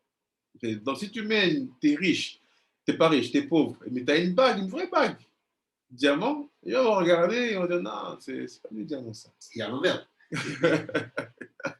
Du zirconium. Maaseh בשני חתנים, אחד עשיר ואחד עני. On regarde l'histoire de deux mariés, un mariage pauvre et puis un mariage riche. שנכנסו לבית הכנסת, ils rentrent dans beit הכנסת. העשיר נכנס תחילה, donc le riche il rentre en premier, c'est-à-dire que c'est une famille riche qui se marie et le pauvre est pauvre. Et le riche il rentre en premier. והיה לובש חגורה אחת, il portait une ceinture. Mes Big Ed, ses mères, Geffen Pishta qui venait en pur lin, vraiment quelque chose de très onéreux. Chez Kanaa, Shiv'a dinarim chez le Kesef, il a acheté 7 dinars d'argent. Veaya, Be'etzba'o, Taba'at, Me'aven, Pishuta, Shel, Zarnanaf. Et il avait dans sa main une bague simple de zircon. Voilà, Zarnanaf. Après, il dit, chez Kana, Oto, Beshne dinar, Kesef, il a acheté ça 2 dinars, Kesef. Asher, Me'irita, Dom'e, Le'even, Tova'a, Shel, Almas. Il fait, mais quand tu la regardes, on dirait que tu crois que c'est un diamant. On parle du monsieur riche. Hein. Il dit, Veitril, Bene Adam leistakel bo. Et les gens commencent à regarder qui d'arcan dans leur manière de regarder. Mais Omar echad le chavero. Et un il dit à son ami, Re chagurazo kama chashuva bevadai arko chamisha zoavim. Il fait regarde cette ceinture qu'il a. Comment elle a l'air importante. C'est sûr que son prix c'est plus que 5 dinars d'or. Amarlo, Chavero, Zo les fachot, chez Shmoni'im, Zoavim. C'est au moins 8. C'est au moins 8 dinars d'or, c'est la valeur de cette ceinture. Veishallo à la tabat, il demande sur la bague. Im imtsa kazot liknot be'amit'it, Zoavim, yomarlo, Chavero, ma'ata omer. Kazot afilu be'arba me'ot, Zoavim lo yirtse. Il fait, mais toi, cette bague-là, Et c'est sûr, cette bague-là, elle n'a pas de prix. Elle n'a pas de prix. Il fait, même si tu veux l'acheter, c'est sûr que même pour 400 dinars d'or, il ne te la vendra pas. Alors que la bague, elle vaut que 2 dinars. Après, il dit, après est rentré le marié pauvre. Lovesh, Hagora, Yakar, Shei, Yakara, Shei, Sha'al, Sheamid, Shave, Meaz, Zoavim, Shelakar, Ota'a, Beshala, Min, Gavir, Echad. Donc il dit, lui, il portait une ceinture qui était plus chère que celle du riche. Elle était à Méa, qu'il a pris de manière chanceuse chez un monsieur, qui lui a donné en fait. Ça valait 100. Ça valait 100. Ça valait 100 dinars. Il dit, Bavour Oto Yom Bilvad, mais il lui a donné juste pour le jour de son mariage. Après il dit, Ubetzbao Tabaat Me'even Tova, et il avait une bague vraie. Chez la Kragam Ken, Metorat Shela, via Ta'ak Zoavim. Il fait, et dans sa bague aussi, qu'il a reçu pour ce jour-là, qu'il soit bien habillé parce qu'il se marie, il avait une bague qui valait 500 dinars d'or. Bayomer Echad Echavero. Ma tachov bekama'a la ka'ar ani azee hagura. Qu'est-ce que tu penses? Elle vaut combien cette ceinture? Amer lo o meruba'a be'asara dinar. Il fait meruba'a c'est qui tseme'er gefen izo. Il fait non, on va dire, allez, peut-être 10 dinars, mais même pas d'or, dinars d'argent. C'est quand même du tsemer, quoi. Allez, on va pas lui retirer ça. Après les châles à la table, sur la bague. Amarlo, Zoeven Shel Zarnav, Zarnagef. Il fait, c'est du zircon. Il fait, ça ne vaut rien du tout. Il dit, Chavé, le Merouba, c'est peut-être 2 dinars d'argent, même pas d'or. Nimtsa, Gam Malbushim, Metarchitim, Sheaïchiou, Al-Ani, You, Mochaim, Ve'ani, Aolam. Donc de là, tu comprends que quand tu es pauvre, même les choses onéreuses que tu pourrais avoir, elles perdent leur valeur aux yeux des gens. À tes yeux, bien sûr. Les faire. Et le riche, c'est opposé. Il peut mettre des choses qui sont zol, pas chères du tout. On pense qu'elles sont d'une qualité supérieure. Donc après, il dit, Achir les faire, comme Machama Bekesef, Meta'ar, Marzi, Re'e Kama'a Gorem Ani, qui ont la dame, mais quand la tzdadim, mais la reine, Aniout, Nikra, Isurim, Mochaim. C'est pour ça qu'on appelle la pauvreté une souffrance qui te fait ploir. Et on finit. Venira, les faresh, Bessela Dishma, Atam. Je vais connaître le verbe ploir. Ploir, c'est te faire plier. Tu deviens, en fait, tu perds de ta stature. Après, il ira, les faresh, Bessadajmatam, chez Tiye, Aniyut, Bishvil, Bitul, Torah. Et maintenant, comment ça se fait que la pauvreté vienne à cause de l'abandon de la Torah? On parle de la pauvreté qui vient du mauvais côté, pas des souffrances bonnes. Il dit qu'il y a Doua, Yaakov et Esav l'accro à Olamot. C'est connu que Yaakov et Esav, ils ont pris les mondes. Mais en Israël, au cher ve mutarot ba'olamazé. On sait qu'Israël, on n'a pas de richesse et d'avantage dans ce monde-ci. Verak em zochim be'osher midin matzil zoto shel yom. Et non, on a du osher que quand on réussit à se sortir du din qui règne sur chaque jour. Qu'est-ce que ça veut dire? Matzil zoto shel yam. Je vais expliquer. Qui a l'idée et c'est qu'à Torah chez la M à Olam Kaïma. Parce que ce qu'il y a aussi les dynimes de chaque jour, c'est la mer. C'est quoi la mer? C'est la Torah. La Torah, elle vient, elle fait partir. C'est de l'eau qui fait partir tout. Il dit, ça fait partir. Cette yam, ce qu'on appelle la Torah, qui est le Esek Torah, ça fait partir tout. C'est ce qui leur permet de vivre, de survivre. Donc, en fait, les gens qui pensent que les riches ont de l'argent, les juifs ont de l'argent, mais en fait, si c'est le cas, c'est que personne de Torah. Même si Rockefeller ou je sais pas, comment ça s'appelle Rothschild. Rothschild, voilà, pardon. Même si Rothschild n'était pas un grand ami de Torah, peut-être Raham, peut-être que ce grand-père, son papa, si. C'est ça qui déclenche l'argent. Il dit, il finit, il dit, ולכן זה שאינו עוסק בתורה צריך שיהיה הנפסק, celui qui n'étudie pas la Torah, il sera pauvre. Alors, comment ça se fait? Il y en a qui étudient, ils sont pauvres, mais eux, leur pauvreté vient de l'autre côté, côté top, pas du côté rat. C'est-à-dire que un Baba Saleh qui manque d'argent, je ne l'appelle pas pauvre. Ce qu'il connaît dans sa tête, je ne l'appelle pas pauvre, il ne perd pas sa stature. Et c'est comme ça beaucoup avec beaucoup de tzadikim, c'est les souffrances qui viennent de beaucoup de côtés. Il dit chez nous, c'est le Torah, tzarich sheyeh ani, velachel, velechar, omrim, haolam, melashon, melitza, chasoreh, mechasra, veachi, kamti, vedavat. Donc en fait, on va arrêter là. Il se passe que le Ben Ishraï t'explique, le Ben Ishraï t'explique que quand tu as la souffrance qui vient par l'absence de l'imoud, demande-toi d'où elle vient. Est-ce qu'elle vient du côté Tov ou du côté Ra? Si elle vient du côté Tov, il n'y a aucun problème. Laisse, ça va aller. Si elle vient du côté Ra, on reprend le limoud Torah. Donc, ce limoud, c'était pour les refouach chez les mains de Rabbi David Ben Rachel. On a fait une petite parenthèse exprès parce que il fallait que j'étudie quelque chose que c'est l'enfant a l'habitude d'étudier. C'est ça qu'on a fait. On avait fait la Gemara dans la semaine, mais on a continué. Est-ce qu'il y a des questions?